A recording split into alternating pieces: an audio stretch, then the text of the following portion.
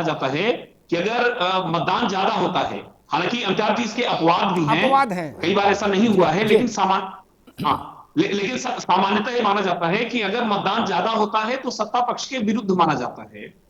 हालांकि कई बार मतदान ज्यादा हुआ और सत्ता पक्ष वापस आया है। तो जी पहली बात तो मतदान का प्रतिशत थोड़ा कम रहा है अमिताभ जी। और हालांकि इस पर मुझे आश्चर्य हो रहा है कि चुनाव आयोग ने इतनी तैयारी किया, इतना मतदाता जागरूकता कार्यक्रम हुए, और उत्तराखंड जैसा राज्य जहां पर की बड़ी दुर्गम ऐसी स्थितियां हैं, वहां पर भी मतदान 65% के आसपास हुआ, लेकिन हमारे यहां मतदान 60-61% के आसपास आ रहा है। जी तो इससे एक तो जो बातें पता चल रही हैं, वो बातें पता चल रही है कि सत्ता विरोधी रुझान ऐसा खास नहीं दिख रहा है जो सामान्य समीकरण के आधार पर माना जाता है। दूसरा एक महत्वपूर्ण बात आ रही है कि जो दलित मतदाता हैं, इस बार वो एकमुश्त किसी दल के साथ नहीं जा रहे हैं। दलित मतों में काफी हद तक बंटवारा देखने को मिल रहा है कि दलित मतदाता करीब करीब सभी प्रमुख दलों के साथ जा रहे जी। हैं। अगली जो चीज अमिताभ जी एक महत्वपूर्ण आ रही है कि वो ये आ रही है कि सीधी लड़ाई इस बार है, चूंकि दो गठबंधनों के बीच, वो हमें स्पेशली पहले चरण में दिखा, दूसरे चरण में भी दिखा, तीसरे चरण में भी दिखा, लेकिन चौथे चरण में ऐसा लग रहा है कि यहां गठबंधन नहीं बल्कि दो दलों की आमने सामने की लड़ाई है, जी और उसमें एक बड़ा दल बढ़त बनाने की स्थिति में है। जी। ठीक ठीक पांडे जी। तो ये अमिताभ जी जी अब जी। पांचवें छठे तो सातवें में जब चुनाव जाएगा, अब अगले चरणों में तीनों में, तो वहां गठबंधन लड़ते दिखेंगे। इस इन दो चरणों में गठबंधन की कोई भूमिका थी ही नहीं ना। आनंद दुबे वाली पार्टी के गठबंधन वालों को लेना देना था इधर से। अब मैनपुरी में संजय निषाद से क्या लेना देना ओपी राजभर से।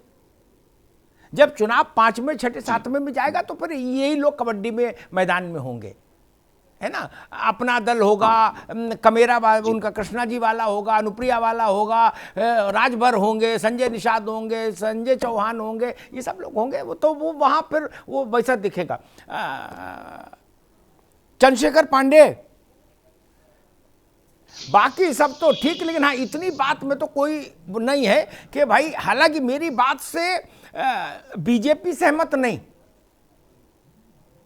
बीजेपी के बड़े नेता मेरी इस निष्कर्ष से सहमत नहीं। वो लोग कह रहे हैं कि नहीं, बीएसपी ज्यादा अच्छा लड़ रही है और बड़ा चुनाव लड़ रही है। मैं ऐसा मानता हूं कि उत्तर प्रदेश में चुनाव दो ही के बीच में हो रहा है, भाजपा और सपा। उसको गठबंधन कहिए, पार्टी कहिए, कुछ भी कहिए। आधे से ज्यादा का मामला निपट गया।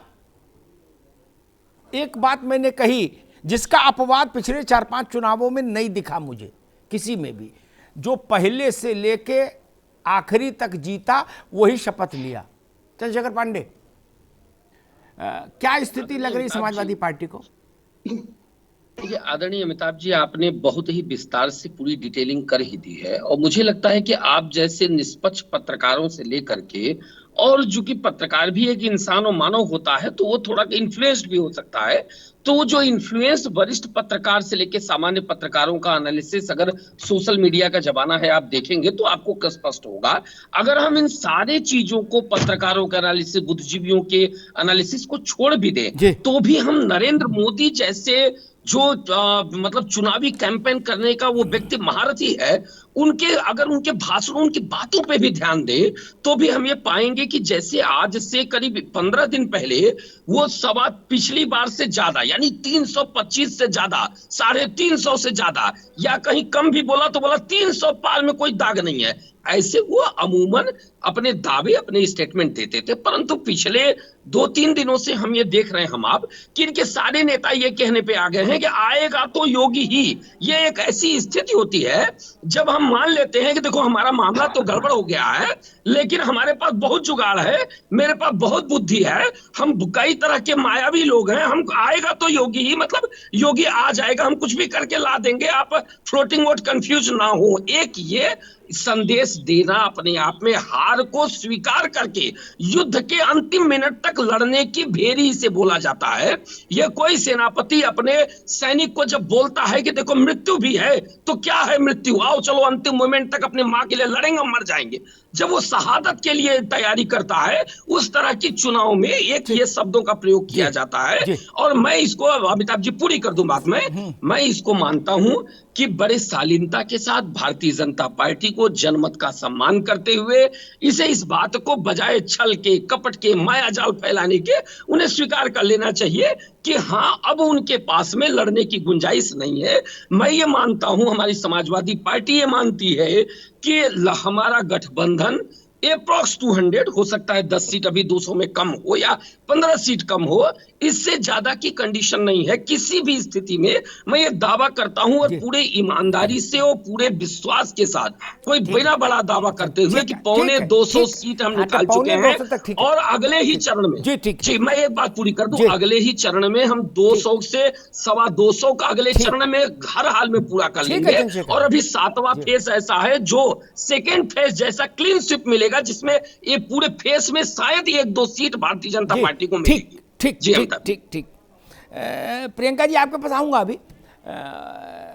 मैं आनंद दुबे के पास चलूंगा, लेकिन एक बात कहूंगा जी, चंद्रशेखर ने ये बात क्यों कही कि 7वां चरण, समाजवादी पार्टी ने यूं ही राजनीतिक दल अपना सिक्का उछालते, ये मसला उनके जहन में हो तो, लेकिन मैं इसकी दूसरी व्याख्या करता हूं, वो भी सामने रख दूं, तब वो सबके काम आएगी, प्रियंका गुप्ता के भी, आनंद दुबे के लिए, चंद्रशेखर पांडे के भी और सुशील जी के भी। 2017 क्लाइमैक्स था उत्तर प्रदेश के चुनाव का, रिजल्ट एक तरह से 316 12 क्या कितनी सीटें थी, अब उससे ऊपर तो 403 में बड़ा मुश्किल है। तब भी जो 7वां चरण था 17 का, उसमें 54 सीटों में मतदान हुआ, चुनाव हुआ। सुशील जी समझिएगा, 17 में जी 54 सीटों पर चुनाव हुआ, उसमें भाजपा 26 जीती, अगर मैं सही याद कर रहा हूं, क्योंकि मैं गूगल और कागज साथ नहीं रखता, एक सीट ऊपर नीचे हो तो हम पर एकदम मत हो जाना है। तो बीजेपी बाकी चरणों में जीत रही थी 70% 80% के रेशियो से, लेकिन बनारस के चरण में, 7वां चरण मतलब बनारस का चरण उत्तर प्रदेश में, बनारस के चरण में वो 54 में 26 यानी 50% से भी कम जीती। हो सकता है समाजवादी पार्टी की जिन में वो चीज हो। आनंद दुबे जी, 4 चरण निपट गए, आधे से ज्यादा मामला निपट गया, आधे से ज्यादा भागवत समाप्त हुई है, अब तो भंडारे की तैयारी का टाइम है जी। 3 चरण बचे हैं। और ये बात मैं फिर रिटेट कर दूं कि उत्तर प्रदेश का ट्रेंड यही है अभी तक का, जो पहले, दूसरे, तीसरे, चौथे, 5वें, 6ठे, 7वें सब में आगे रहता है, चाहे 10 सीट से रहे चाहे 20 से। शपथ वही लिया, चाहे मायावती को देखिए, उससे पहले मुलायम सिंह को देखिए, फिर मायावती को देखिए, फिर अखिलेश को देखिए, फिर भाजपा को देखिए, है ना। क्या आपको क्या असेसमेंट, आपका असेसमेंट क्या कह रहा भाई? जी अमिताभ जी, मैंने बड़े गौर से समाजवादी पार्टी के प्रवक्ता को भी सुना और आपका विश्लेषण भी सुना। मुझे दुष्यंत साहब का एक शेर आज मैं दोपहर में पढ़ रहा था, याद आ गया, मैंने कहा इसको सुना दो कि बाईं दिशा से उड़ के दाएं गरुड़ गया, बाईं दिशा से उड़ के दाएं गरुड़ गया, कैसा शकुन हुआ कि बरगद उखड़ गया, लेकर उमंग संग चले थे हंसी खुशी, पहुंचे नदी के घाट तो मेला उजड़ गए। तो अभी तो ये काशी के घाट पे भी नहीं पहुंचे और उसके पहले इनका मेला उजड़ गया। और ये कह रहे हैं जी कि चौथे चरण में ही हम 175 के आसपास पहुंच गए। अरे बेखुदी इस कदर भी है क्या, कुछ हया अपनी आंखों में रख। अब ऐसी बेखुदी भी नहीं होनी चाहिए कि कुछ भी बोल जाए। खैर, कभी इनके पार्टी के मुखिया कह रहे हैं कि हम 400 जीतेंगे और 3 ही विपक्ष के लिए छोड़ेंगे, तो प्रवक्ता अगर 175 कह रहे हैं तो गलत नहीं कह रहे। अब मैं कहना चाहता हूं कि पहला चरण जो था उसमें जनता ने दंगाइयों को साफ करने का काम किया है।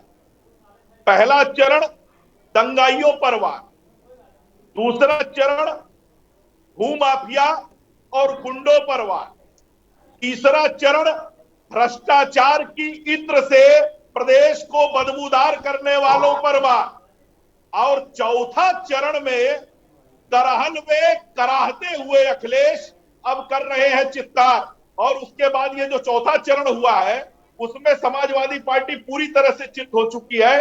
समाजवादी पार्टी को यह समझ में आ चुका है कि उत्तर प्रदेश में उनकी जो सत्ता बनाने की हसरत थी, आरजू थी, वो पूरी तरह से खत्म हो गई है। अब किस तरह से आपने देखा कि चौथे चरण से पहले ही आतंकवादी के पिता के साथ अखिलेश जी की तस्वीर आई। अभी इस पे सफाई देते कि उसके पहले जो है वो एक शराब माफिया जो आजमगढ़ में अवैध शराब में से जो लोग मरे हैं उसका आरोपी इनके उम्मीदवार जो है उनके घर से पकड़ा गया। तो फिर मुझे आदम गोडवी साहब का एक शेर याद आ गया कि पक्के समाजवादी हैं तस्कर हो या डकैत, इतना असर है इस खादी के उजले लिबास में। ठीक ठीक। वो प्रियंका जी, मैं आपको इत्मीनान से आऊँगा, एक छोटा सा ब्रेक ले लूँ, लेकिन एक बात जो आनंद दुबे ने कही उस पर एक टिप्पणी ज़रूर करूँगा, क्योंकि थोड़ा लाइवलीनेस बनी रहनी चाहिए बहस में, वरना बहस बड़ी वैसी हो जाती है झेल।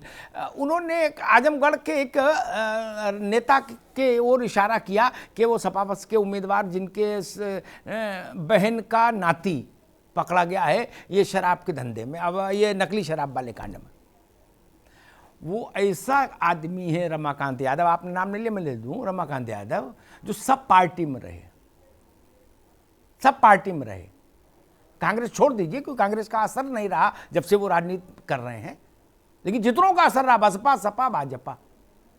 एक नारा लगता था एक दौर में, बाबा के हाथ में माला है, रमाकांत का भाला है। आनंद दुबे उसी इलाके के जान सुने होंगे ये नारा ना, लगता था बहुत बहुत जोरदार लगता।